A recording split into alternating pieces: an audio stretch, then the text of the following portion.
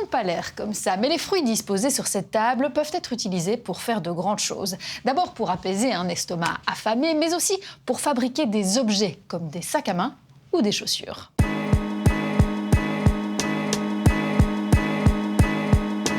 Ils servent à faire du cuir vegan. Depuis une dizaine d'années, partout dans le monde, des fabricants cherchent à inventer des matériaux qui ne provoquent aucune souffrance animale et qui donnent un rendu proche de celui du cuir. Alors ici, on est en province du Luxembourg, chez Soho Francotte. Cette bruxelloise a quitté la capitale pour s'installer en pleine nature et se lancer dans la maroquinerie. Elle a créé une marque 100% végane.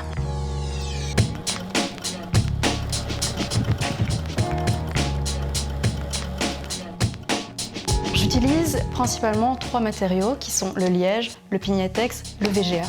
Le pignatex, alors là, c'est fait à partir de fibres de feuilles d'ananas qui sont récupérées après la récolte du fruit aux Philippines et qui sont ensuite transformées pour donner ce matériau-ci. Et puis on a le VGA qui lui vient d'Italie et est fabriqué à partir du marc de raisin, donc les déchets de l'industrie vinicole italienne. Et si cette créatrice a choisi d'utiliser des matériaux végétaux et écologiques pour confectionner ses sacs, vous allez le voir, c'est loin d'être le cas de tous les fabricants. Alors, on a rendez-vous à Gembloux avec Aurore Richel, professeure en chimie. On va aller lui montrer ce sac acheté pas cher. Il est semblable à de nombreux autres produits du genre en cuir dit vegan vendus par les grandes enseignes. Alors, il n'y a pas besoin d'être un grand expert en sciences des matériaux. On voit tout de suite que c'est du plastique, pour faire simple. C'est vraiment une matière de synthèse, probablement un polyuréthane. On le voit, ça n'a pas l'apparence d'un vrai cuir animal. Ça donne quand même une option qui reste satisfaisante pour le consommateur, mais on est bien loin de la résistance, des performances d'un vrai cuir issu des filières animales traditionnelles.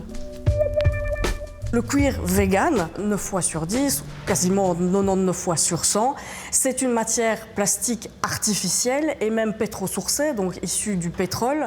Donc c'est souvent du polyuréthane, on a des exemples aussi de PVC.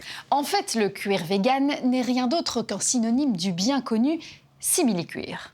Le terme était devenu connoté, faisant référence à des produits bon marché ou de basse qualité. Alors les fabricants ont trouvé une autre appellation, très tendance, histoire de redonner de la noblesse au plastique.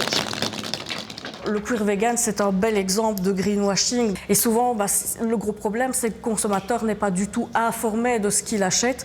Et il ne se rend pas compte que derrière les mots, il y a généralement une stratégie marketing qui est bien élaborée et qui leurre vraiment le pouvoir d'achat du consommateur. Par définition, du cuir, c'est un matériau fabriqué à base de peau d'animal. Le terme cuir vegan est donc antinomique. Et dans certains pays, comme au Portugal, il est tout simplement interdit. La créatrice que nous l'avons rencontrée l'a d'ailleurs banni de son vocabulaire.